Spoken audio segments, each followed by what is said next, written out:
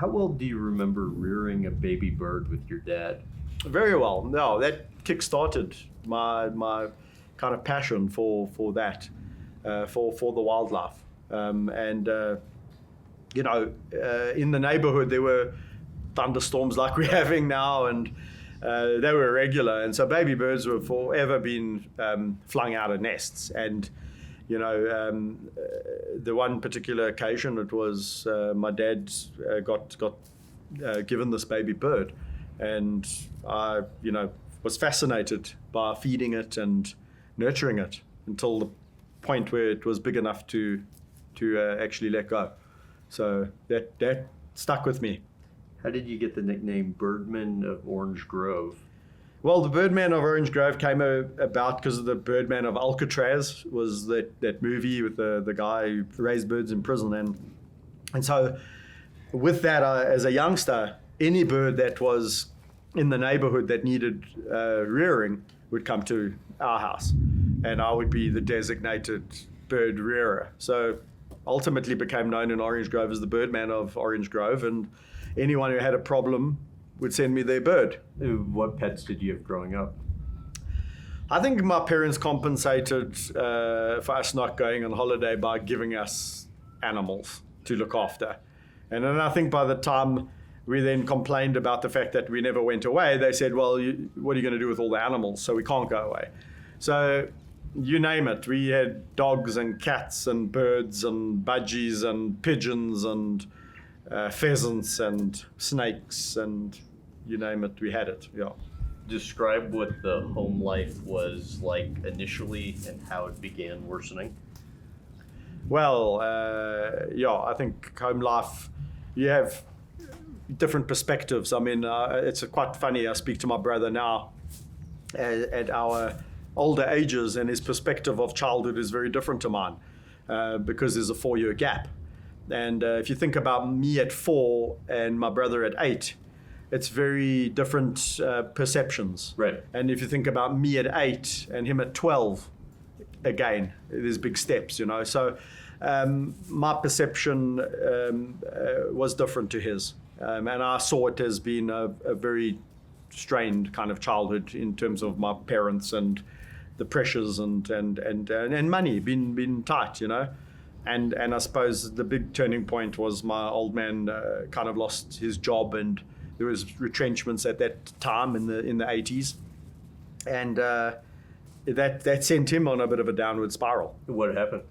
I think he turned to the bottle, and I think I can understand now looking back as to the pressures of life and why, but at the time as a kid, you don't see that. You just see somebody withdrawn, and you see the common denominator, and which was what? Alcohol. As a kid. Okay. Yeah, alcohol. You see alcohol, and you then were aware of it. Yeah, and then you see it being hidden, and that doesn't make sense. You go playing in a spot in the garden and you find alcohol hidden. Why would anyone be hiding it? Even an 8-year-old, 9-year-old, 10-year-old can start to figure that out. Yeah, how bad did the drinking get? Look, I don't think my old man was never abusive, so that's a positive, I suppose. But I think the drinking got bad where you get into this rut, and then you don't get out of it, or you need at least rehabilitation. So it was, I think, quite severe at one point in time. And even if he wasn't abusive, how did it impact how he treated you? Well, I think my dad was very withdrawn, and from me specifically, in my, I suppose, wants and needs at that age, whereas my siblings maybe were past that more than I was. I know it affected my sisters too, but my brother was, in high school towards the really bad phase. My dad passed away when I was 13, so that gives you an idea. And you wrote in your book, it got to a point where you really didn't want to go home. Oh, yeah. Right? Why? Because home was not a nice place to be. I found comfort, that I said earlier, and I was raised by my friends' parents in many respects, because I would always be going to their houses, seeing something in their house that was lacking in mine, and that's what you're looking for, I suppose, as a kid. You're looking for direction, and you're looking for, I suppose, attention and recognition and all of those kind of things that you're not finding at your house. You're coming home and it's just you, and there's fighting or withdrawing, and yeah. You said you were ashamed to admit it, but there was almost a sense of relief when he passed when you were 13. How so? Yeah, look, I mean, I think I wrote about that because it was a point where I thought, okay, it's changed now. This continual cycle is now been broken. So it was kind of a relief for the family and a kind of a relief, I suppose, for him.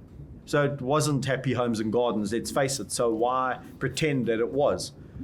So I'm not ashamed to write about it and say, I wouldn't have written about it if I wasn't prepared to have it there for time in memorial, because it was a relief. What do you think you missed out on? No, look, I don't regret or begrudge. So I don't look back at my childhood and say I missed out on something, because I think it. But I mean, you're a father now. Yes. Oh no. So as a father, I mean, I spend time with my children in many different facets of their life. I try to be involved.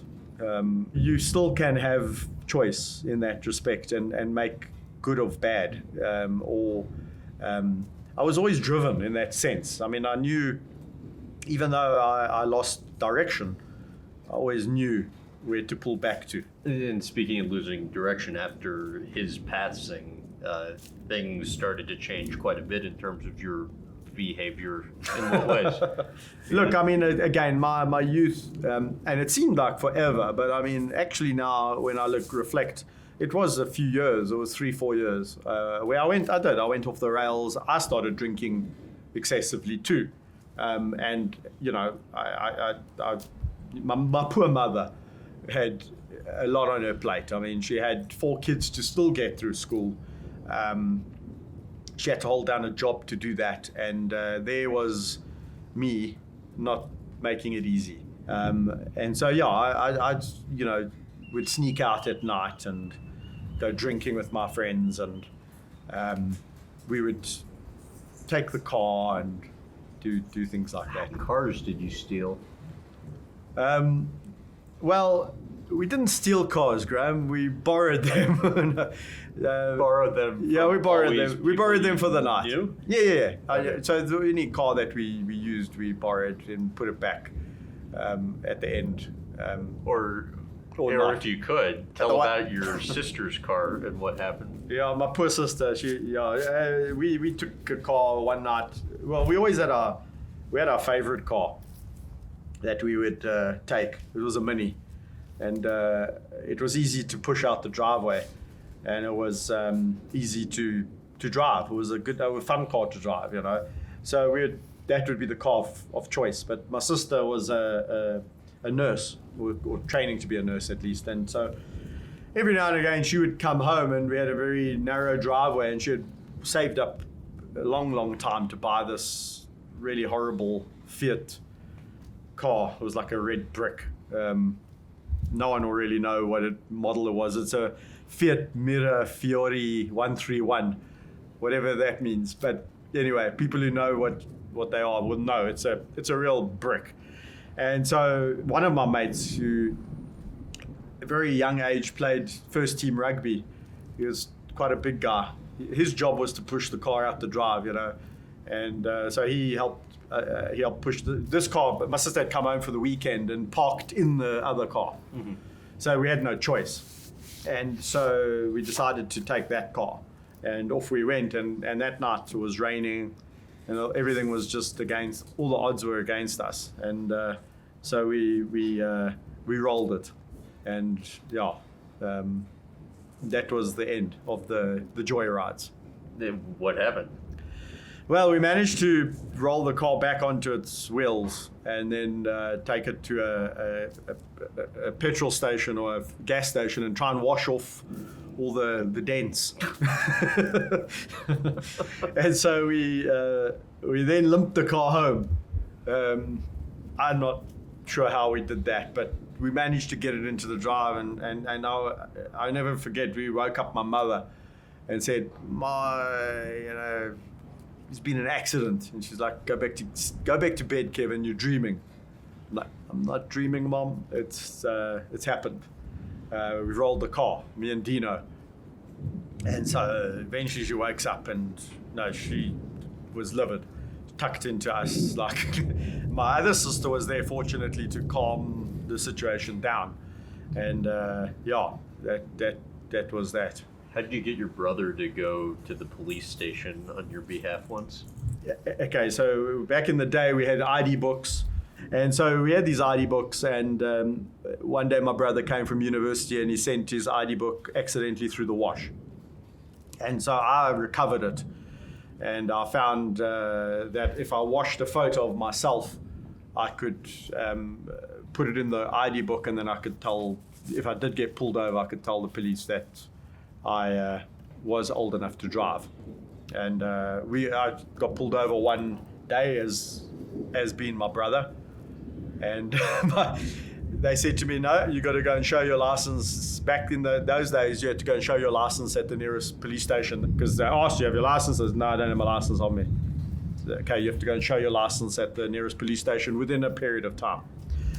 Thank you, officer. Off I went and got hold of my brother at Onderstpoort. He was studying, and told him that he had to show his ID and license at the nearest police station from where I'd been pulled over, which was in Edenvale. And so he was not too impressed with my antics. Understandably so. How about the teddy bear you got your mom for her birthday? You really did read my book, eh? Yes. So, yeah, I mean, I threw up all over it. So brushed it all off and tried to give it to her the next morning. I mean, I'd been drinking the night before, and I was pretty pissed, and had it all nicely ready to give to her, and threw up all over it that night, not knowing what I was doing. And yeah. To what extent did your mom and uncle think you were almost a lost cause at one point? I don't know. I think my mother still thinks I'm a lost cause. No. I think I'm over that. My uncle, he would always, bless his socks, get pulled into it, because I think for my mother, she felt I was out of control. And so I never forget, I'd come home and I'd see my uncle's car parked outside, and then I knew a pep talk was coming. And so, it was always my uncle sitting there and, okay, Kev, we've talked about this before, and sorry, Uncle Brian, things are going to change, and I promise won't do that again. And okay, Kev, just promise me you toe the line, Yeah, sure, Uncle Brian, no problem.